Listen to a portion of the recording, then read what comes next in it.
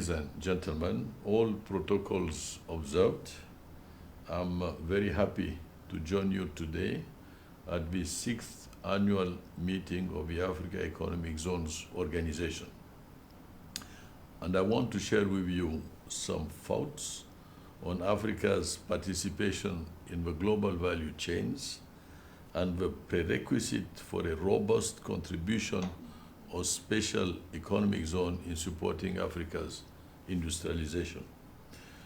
As we all know, the world is witnessing a global supply chain crisis triggered by a pandemic that transformed into global economic disruption. The vulnerability that leads to this crisis is a consequence of a rampant 21st century production revolution. A thorough observation of a global trade patterns is sufficient to see that COVID-19 itself has played a much smaller role in giving rise to the ongoing supply crisis. In recent years, goods and services have been produced as dispersed activities in multiple regions and by different suppliers. This trend has facilitated a trade and investment liberalization, lower logistic costs, and technological innovation at the same time. The global value chains account for 70% of the world trade and are primarily driven by the increasing expansion of transnational corporations trying to build a competitive advantage, mainly through international outsourcing. The COVID-19 pandemic has only opened our eyes to one of the most crucial global value chains reality. A global multi-sector interdependency in producing and delivering vital goods and services with important policy-making implications and substantial economic consequences. Despite this ongoing global crisis, Africa underscores the importance of open trade and investment flows guided by a rules-based multilateral system. Indeed, through exports, GVCs could unleash productivity potential and support economic growth.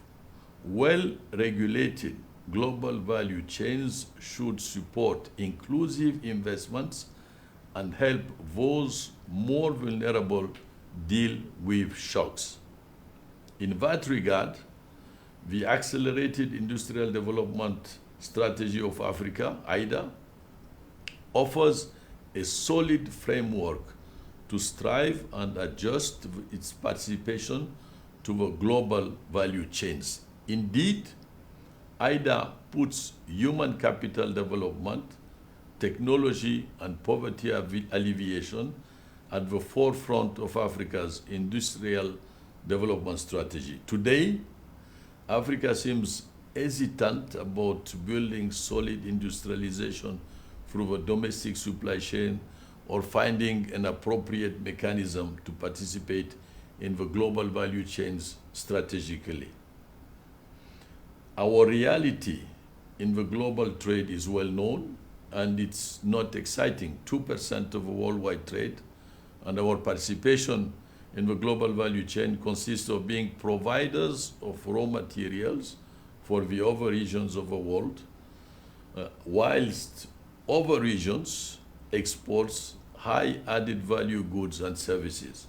And this context is not favorable at all.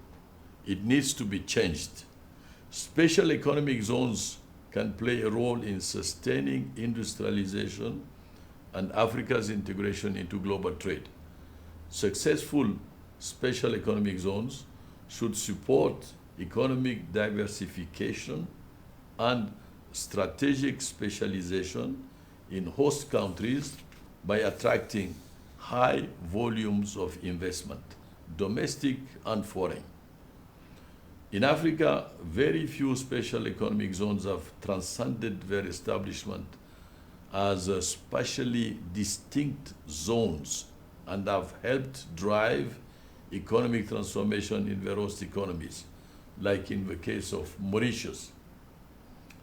Africa's industrialization challenges and the subsequent low participation in global value chains are real and they require structural solutions.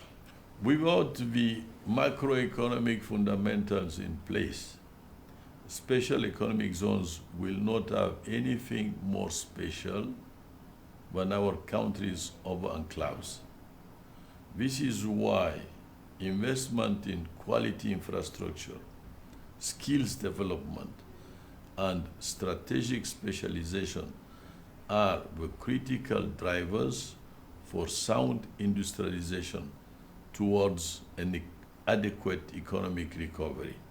In conclusion, I invite your organization members to reflect on these realities and support the ongoing continental and regional efforts towards building the fundamentals, infrastructure, skills, and institutional capacity. I thank you.